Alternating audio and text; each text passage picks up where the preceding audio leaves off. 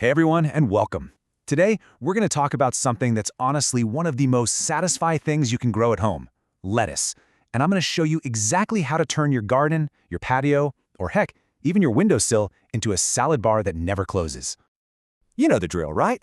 You go to the store, you buy that big plastic clamshell of lettuce, and by the time you even get it home, it seems like it's already lost the will to live. It's bland, it's floppy, and it just turns to mush the second dressing hits it. But what if you never had to deal with that again? It is totally 100% possible to grow your own super crisp, flavorful lettuce literally every single day of the year. And it doesn't matter where you live, seriously. All right, let's get into it. Okay, so first things first. Like with anything, if you want great results, you've got to get the foundation right. That means picking the right kind of lettuce for the right time of year, getting its home, the soil, all prepped, and sowing those tiny little seeds the right way. This right here, this is probably the single biggest secret to success. You got to plant for the season. You just can't grow the same lettuce in the dead of winter that you grow in the heat of summer. For the colder months, look for these beautiful, hardy, red and ruffled types. They can actually handle a little bit of frost. But come summertime, you need to switch over to heat-tolerant varieties like romaines, which are built to stand up to the sun without getting bitter. Now, lettuce isn't super picky, but it does love a nice, comfy bed to grow in. You want soil that's loose and loamy, basically not heavy, sticky clay and not pure sand. The real magic ingredient, though, is compost. Tons of it. It feeds the plant for sure, but it also helps the soil act like a sponge, holding on to moisture so your lettuce stays sweet and crisp. Okay, here's a little hack that is an absolute game changer. Lettuce seeds are impossibly small, like little specks of dust. And it is so easy to accidentally dump a whole clump in one spot.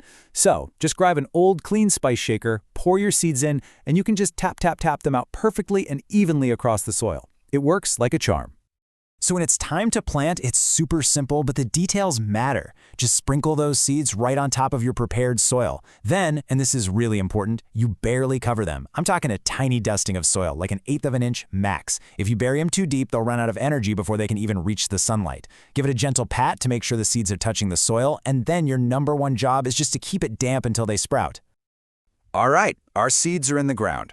Now our next job is to basically play Mother Nature. We need to control the sun, the water, and the temperature to keep our little lettuce plants perfectly happy. You know, if lettuce had a favorite day, it would be a perfect spring afternoon. Right around 65 degrees Fahrenheit or 18 Celsius, that is the absolute sweet spot. That's when it grows the fastest and tastes the best. It can handle a little warmer and a little cooler, but this is peak lettuce happiness right here. Now let's talk about the #1 enemy of good-tasting lettuce, a thing called bolting. When it gets too hot, usually over 80 degrees Fahrenheit, the plant panics. It thinks its life is almost over, so it focuses all its energy on shooting up a flower stalk to make seeds. When it does that, the leaves get filled with this bitter, milky sap, and just like that, the flavor is ruined. Our job is to keep it from panicking. So how do we manage all that? Well, lettuce needs a good 4 to 6 hours of sun. But in the middle of summer, that afternoon sun can be brutal. That's where something called shade cloth comes handy. It's like sunglasses for your plants, keeping them cool.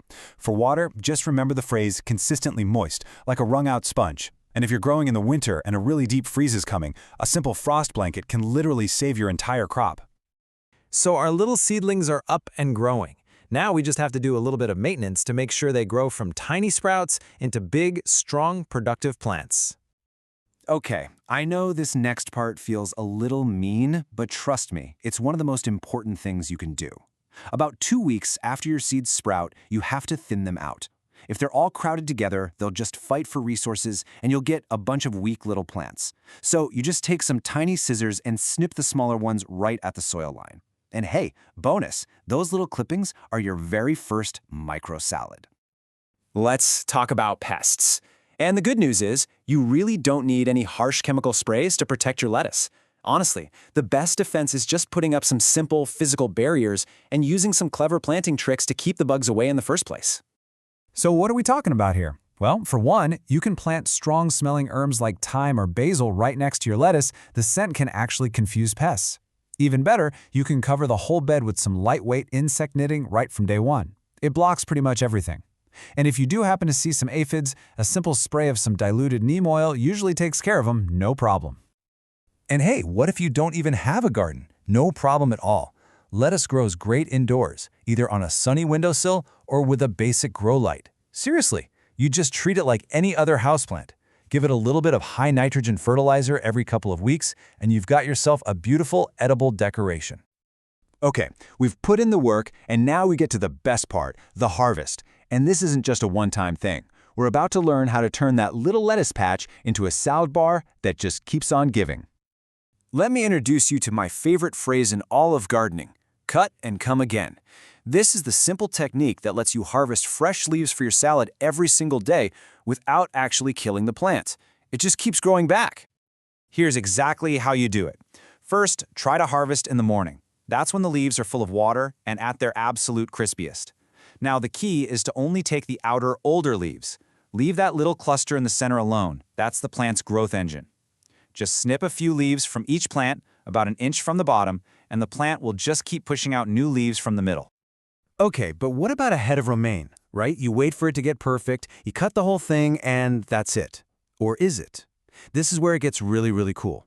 If you harvest the whole head, but you leave about an inch of the base still connected to the roots in the soil, that plant will often grow a whole new set of leaves right from the stump. This is just amazing. From one single plant, you can get your first big head of lettuce and then 2, maybe even 3 smaller harvests after that from the exact same roots.